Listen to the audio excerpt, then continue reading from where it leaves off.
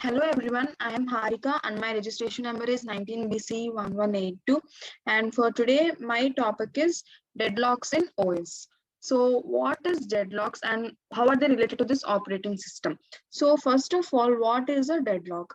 A deadlock is a situation where certain processes are blocked because each process is already holding a resource and is waiting for another resource which is acquired by some other process. This means if there's a process and it already has a resource allocated, but it is waiting for some other resource which is allocated to some other process. This may be a bit confusing right now, but once we get into the topic, it will be clear. So let's discuss some general example of deadlock, which is traffic. Traffic is something which we all face in our daily lives almost. So how is this related to deadlock? Suppose consider this figure where there are vehicles passing from either sides of the road and there is only one bridge available. So if there are vehicles passing from only one side, it's fine. There will be no traffic or there will be no congestion, and that means there is no deadlock. But if there are vehicles passing from either sides of the road, now the vehicles, when they move towards each other, so when they're moving towards each other and two vehicles are passing through the bridge, but the vehicles from the other side can't go through this bridge, which is a deadlock. And if there are vehicles, if there are two vehicles coming opposite to each other and they're stuck on the bridge, so this is also a deadlock. Here resource is the bridge. All vehicles need to use that resource, but that resource is only allocated to the vehicles which are passing by the bridge. So here comes a deadlock in our daily life. Okay, in this presentation, I'll be discussing about Kaufman three major topics: Kaufman conditions, deadlock detection and prevention, and deadlock avoidance. So without making delay, let's get into the topic. What are Kaufman conditions? Kaufman conditions are something which decide if the deadlock is happening or not. So if a deadlock occurs, if the four Kaufman conditions hold true, but these conditions are not mutually exclusive with each other. So what are these Kaufman conditions? As said earlier, there are four Kaufman conditions. First one comes the mutual exclusion, hold and wait. Third one is no preemption, and fourth one is circular wait. So let's see what all these are, and then let's proceed to the next topic. So firstly, what is mutual exclusion? So mutual exclusion is something like if there is a process and a resource, that resource is allocated only to that process. So there should be a resource that can only be held by one process at a time. That means no other process can access that resource when this process is accessing that resource. So if there is a resource, only one process will be able to access that at a time. So in this diagram, there is a single instance of resource 1 and it is held by only process 1. And then what is hold and wait? Hold and wait is that if there is a process, consider a process can hold multiple resources and still request more resources from other processes which are holding them. For example, let's take this figure. There is process 2 for which resource 2 as well as resource 3 are allocated. But still, this process 2 is requesting resource 1, and this resource 1 is already allocated for process 1. So what's happening here is process 2 already has two resources allocated, but is still requesting another resource which is already allocated for some other process. So this is what is called hold and wait. Process 2 holds resource 2 and 3 and it is still requesting for resource 1 which is held by process 1. And next is the no preemption. Uh, let's start with the example first. Here process 2 is allocated resource 2, but still process 2 is requesting for resource 1 and this resource 1 is allocated to process 1. So a resource cannot be preempted from a process by force. A process can only release a resource voluntarily. So let's take this example, and in this diagram process 2 cannot preempt resource 1 from process 1. That means it can't take that resource 1 from process 1 until and unless that process releases the resource voluntarily only after its execution is complete. So process 2 cannot preempt resource 1. What is preemption? Preemption is a condition where you can stop a process happening. Suppose if there is a process in execution, you can stop that process there and go to the next process. But this is not possible here. Only after the process 1 is completed and then the resource 1 is released, only then the process 2 can access the resource 1. And next comes circular wait. Circular wait is a very common problem in deadlock. A process is okay. Making it simple, suppose consider there are 3 processes. For example, there are 3 processes. Process 1 is allocated resource 1, process 2 is allocated resource 2, and process 3 is allocated resource 3 or something.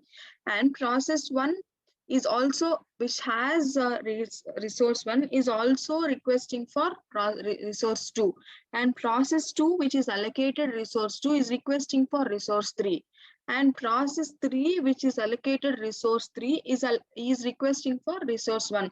When you consider this example, this becomes like some circle. So this is why it is called circular wait. So the definition goes like this: a process is waiting for the resource held by the second process. So just as I told, if process 1 is allocated resource 1 and it is requesting for resource 2 which is allocated for process 2, which is waiting for the resource held by the third process, and process 2 which is allocated resource 2 is requesting for resource 3 which is allocated for process 3. And then in our example, process 3 is last. So process 3 which is allocated resource 3 is requesting for resource 1 which is allocated for the first process. If you imagine this, this will be like some circular motion. And in this figure, there are 2 processes, and process 1 is allocated resource 2, but is requesting resource 1, and process 2 is allocated resource 1 and is requesting resource 2. So if you observe this, this is like some circular wait. So each process is waiting for some other resource which is allocated for some other process. So this is circular wait. And how do you detect if a deadlock is happening? A deadlock can be detected by a resource scheduler, as it keeps track of all the resources that are allocated to different processes. After a deadlock is detected, it can be resolved using the following methods. So you can have a resource scheduler. What is deadlock related to? Deadlock is all related to processes and resources. So this resource scheduler keeps a track of all the resources that are allocated to different processes. After deadlock is detected, you can resolve using the given methods. So the first method will be all the processes that are involved in the deadlock are terminated. So whatever process is involved in the deadlock, it should be terminated. But this is not a good approach, because whatever the process has done until now, so if there are 2 processes and they've made some progress and they've made some work, all those work also will be deleted if you terminate the process. So this is not such a good approach. And the second approach is resources can be preempted from some processes and given to others till the deadlock is resolved. So if there are resources can be preempted from some processes. What is preemption? Just like I told earlier, stopping one process and executing another process. So you can make this using priority scheduling, or priority based on priority or some other factors.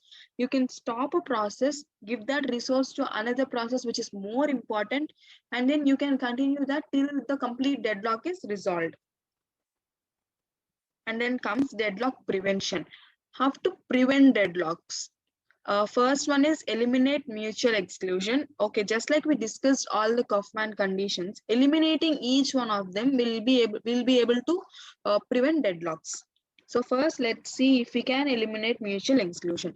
It is not possible to dissatisfy the mutual exclusion because some resources such as the tape drive and printer are inherently non-shareable. So if you are eliminating mutual exclusion, that means you are making the resource shareable. But this is not possible with some of the resources such as tape drive and printer are non-shareable. That means you can't share with some other process except for the process that is allocated. So next, eliminate hold and wait. So you can eliminate hold and wait. First one is allocate all required resources to the process before the start of its execution. This way, hold and wait condition is eliminated, but it will lead to low device utilization. So if you are allocating all the required resources to the process before its execution, there may be some other processes which need this resource very urgently. So this will lead to low device utilization. For example, if a process requires printer at a later time and we have allocated printer before the start of its execution, printer will remain blocked till it has completed its execution. So the another process which requires printer urgently cannot use this. So this leads to low device utilization. And the second method is the process will make a new request for resources after releasing the current set of resources. The process will make a new request for resources after releasing the current set of resources. This solution may lead to starvation. So only after it releases the current set of resources, it will make a request for another resource. But this will lead to starvation because there may be a lot of delay before it gets the required resource. What is starvation? We'll look at in the end. What is the difference between deadlock and starvation? We'll look towards the end. And next, eliminate no preemption. Preempt resources. So eliminating no preemption means we are preempting the processes, we are preempting the resources. So preempt resources from the process when resources required by other high priority process. Just like I told earlier, preemption is stopping a certain process and carrying on another process. When do we do this? When another process which is more of a higher priority is coming. So you can stop the lower priority process and carry on the carry out the higher priority process. This also reduces the deadlock conditions. And then eliminate circular wait. Each resource will be assigned with a numerical number. A process can request the resources increasing or decreasing order of numbering. For example, if P1 process is allocated R5 resources, now next time if P1 asks for R4, R3 lesser than R5, such requests R4, R3 lesser than R5, such request will not be granted. Only request for resources more than R5 will be granted. Each resource, okay, let's make it simple. Each resource will be assigned with a numerical number. So a process can request the resources increasing or decreasing order of numbering. For example, let's think P1 is allocated R5 resources. Now next time, if P1 is asking for some lower resources like R4 or R3 or R2, this won't be granted. Only request for resources more than R5 will be granted. In this way, you can eliminate circular wait. And next comes deadlock avoidance. So how to can we completely avoid deadlock? It's not completely possible, but we can try. It is better to avoid a deadlock instead of taking action after the deadlock has occurred. Just like we know prevention is better than cure, it's better to avoid a deadlock completely instead of taking action after the deadlock has occurred. Struggling is a big struggle, so you can avoid deadlock in this way. It needs additional information like how resources should be used. Deadlock avoidance is the simplest and most useful model that each process declares the maximum number of resources of each type that it may need. So the basic thing behind this deadlock avoidance is each process, whatever process it may be, that declares the maximum number of resources of each type that it may need. For suppose there are three types of resources, type 1, type 2, and type 3. And this process requires 2 type 1 resources, 3 type 2 resources, and 4 type 3 resources. So altogether it will be 2 plus 3 plus 4, 9. So it will declare this. I need 9 resources. This many from type 1, this many from type 2, and this many from type 3. So it will declare like this. So it will be easy while allocating so that we can allocate that many resources for that process. Avoidance algorithms. The deadlock avoidance algorithm helps you to dynamically assess the resource allocation state so that there can never be a circular wait situation. So a single instance of a resource type. If there is a resource of single instance, you can use a resource allocation graph, and also you can use cycles are necessary which are sufficient for deadlock. So you can allocate the process in cycles. So these are enough to prevent deadlock if it is a resource of single instance type and multiple instances of a resource type. Cycles are necessary but never sufficient for deadlock. These are not, cycles can be used, but you can't say that it's enough. It's only the cycles which can prevent a deadlock. And also you can use the Banker's algorithm. Banker's algorithm is a different concept which I'm not going to discuss right now. So but this is a very famous and very popular algorithm to avoid deadlocks. And next comes another important topic, difference between deadlock and starvation. What is deadlock? What is starvation? the deadlock situation occurs when when the deadlock situation occurs when one of the processes is getting blocked. Starvation is a situation where all the low priority processes got blocked and the high priority process execute. So deadlock is something where a process is blocked, but starvation only low priority processes are blocked and the high priority processes are still getting executed. Deadlock is an infinite process. Just as we discussed, deadlock can be resolved or not. We cannot guess. So deadlock is an infinite process. Starvation is a long waiting, but not an infinite process. It is not that it won't end. It will end, but after some time, it may be some time or a long time, we can't guess that, but it will end.